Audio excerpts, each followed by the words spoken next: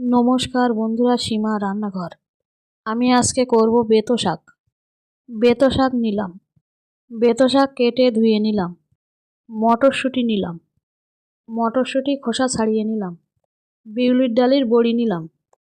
বেগুন নিলাম, বেগুন কেটে ধুয়ে নিলাম।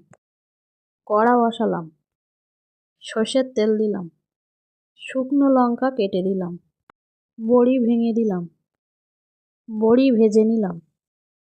বেগুন দিলাম, বেগুন ভেজে নিলাম। আগে থেকে কেটে রাখা বেতো শাক দিয়ে দিলাম। মটরশুঁটি দিলাম, নাড়াচাড়া করে নিলাম। লবণ দিলাম, হলুদ দিলাম, আরও কিছুক্ষণ নাড়াচাড়া করে নিলাম। চিনি দিলাম, ভেজে নিলাম, নামিয়ে দিলাম।